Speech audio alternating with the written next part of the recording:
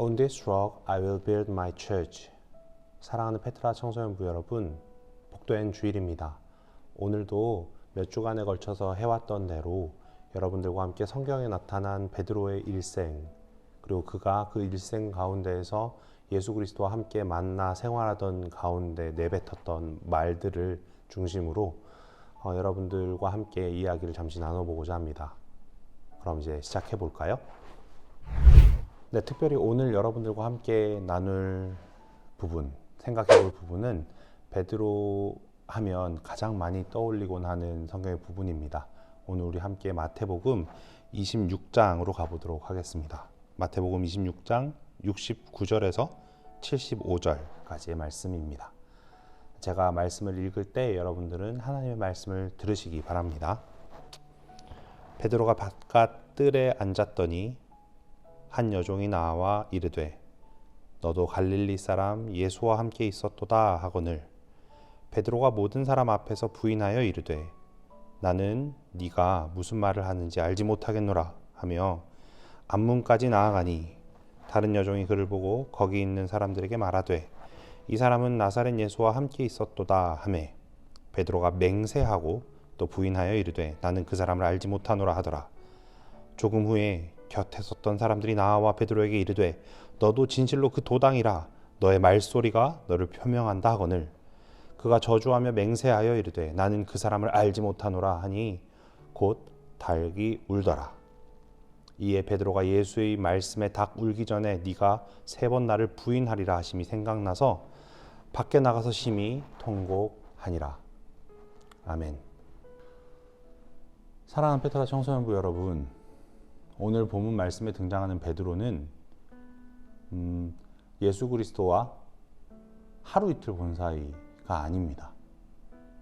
그렇지 않고 예수님의 공생애, 그러니까 예수님께서 당시 하나님의 아들이자 세상 모든 죄를 지고 가는 어린 양으로서의 사역을 감당하시기 위해서 사셨던 3년의 세월 동안에 제자로서의 자리에서 시간을 함께 보낸 이후에 지금 오늘의 자리에 서 있는 걸 우리가 좀 기억할 필요가 있습니다.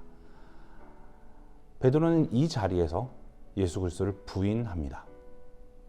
그러니까 이 베드로 자신이 얼마 전까지만 해도 주는 그리스도시요 살아계신 하나님의 아들이십니다 라고 고백했던 그 예수 그리스도를 부인한단 말이에요.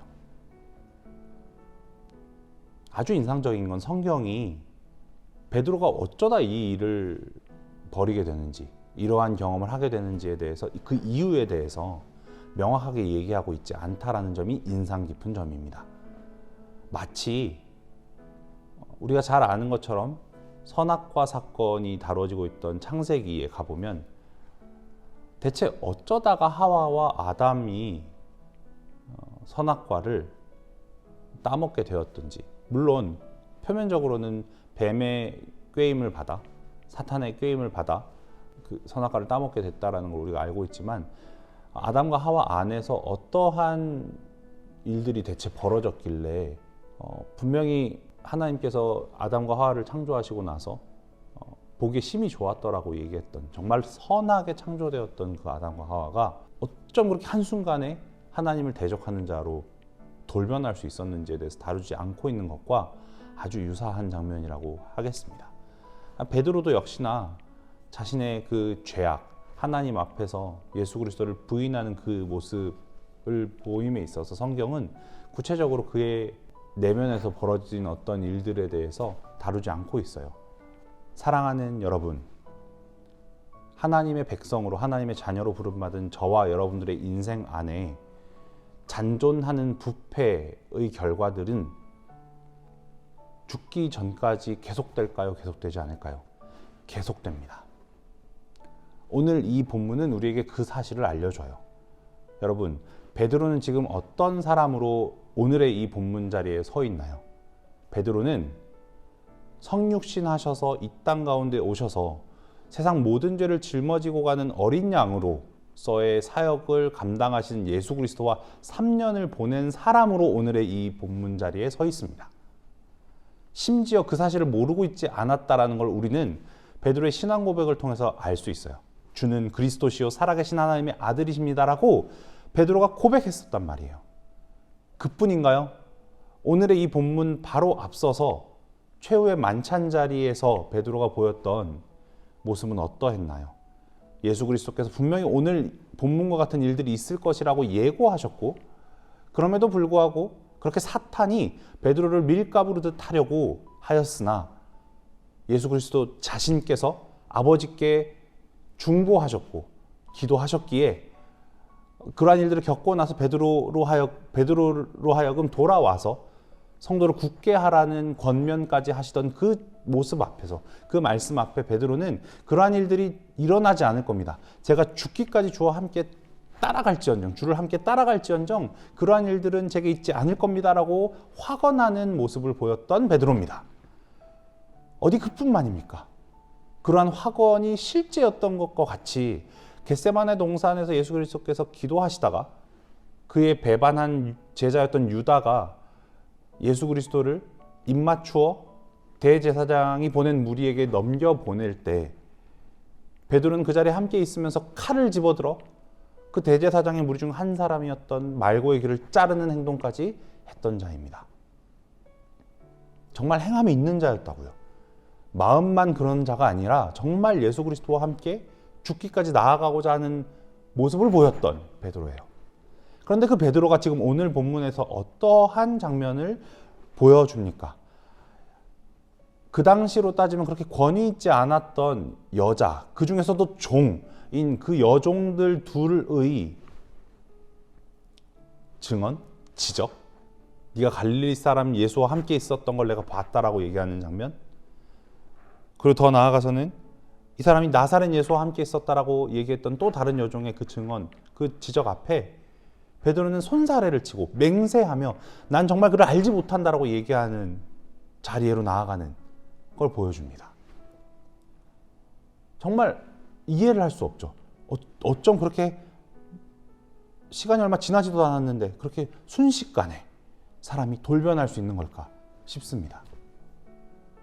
그런데 여러분, 이 장면을 보면 우리가 기억해야 할 것은 저와 여러분, 성도로 부름받은 저와 여러분이 살아가는 인생길에서 우리가 마주하게 될 우리 스스로 안에 잔존해 있는 부패, 그리고 그 부패의 결과로 보여지는 우리 안에 있는 여러 죄악상들은 오늘의 이 모습과 다를 바가 없습니다. 우리 스스로 보기에도 도저히 이해할 수 없을 때가 아주 많을 거예요. 대체 어쩌다 내가 여기까지 간 걸까? 난 여전히 이런 모습인 건가? 싶을 때가 많을 겁니다. 그리고 더 나아가서 오늘 마지막 세 번째로 베드로가 부인하는 장면에 가보면 아주 인상 깊은 장면이 등장하는데, 어떤 한 사람이, 그 무리 중에 있던 사람들이 나와서 베드로에게 이렇게 이야기하죠. 73절이에요. 너도 진실로 그 도당이라 네 말소리가 너를 표명한다 하거늘. 여러분, 네 말소리가 너를 표명한다라는 이 표현이 아주 인상적인 건 왜 그러냐면, 그러니까 사람들이 보기에도 그냥 딱 보이는 거예요. 말만 들어봐도 그 사람이 갈릴리 사람이라는 거, 그러니까 베드로가 갈릴리 사람이라는 거, 그리고 그 베드로가 나사렛 예수와 함께 있었다라는 걸 그냥 알 수 있겠는 거예요. 그 사람의 말소리만 들어봐도. 근데 그러한 지적 앞에 베드로가 어떤 반응을 보이나요? 바로 이은 74절입니다. 그가 저주하며 맹세하여 이르되 나는 그 사람을 알지 못하노라 라고 이야기합니다. 여러분, 이건 어쩌면 저와 여러분들의 인생 중에 일어난 일들로 따지자면 이런 것과 같아요. 여러분들이 예수쟁이라고 불리죠.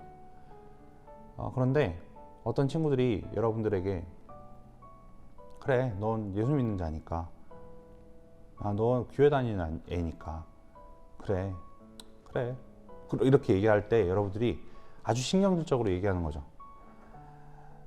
난 정말 그를 모른다니까. 난 정말 내 스스로에게 있는 이러한 모습, 내가 교회 다니는 사람 같아 보이는 이런 모습, 모든 게 다 싫어 라고 이야기하는 것과 동일해요. 지금 베드로는 정말 그런 거예요.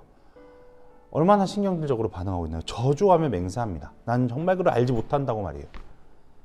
그런데 이럴 때 닭이 웁니다. 닭이 울었다라고 되어 있고, 누가복음에 가보면 이거에 더해서 한 장면이 더 다뤄지는데, 예수 그리스도께서 끌려가시다가 베드로를 향하여 돌아보십니다. 성경에 나오는 그 모든 눈맞춤 중에 가장 사실 무서운 장면이에요.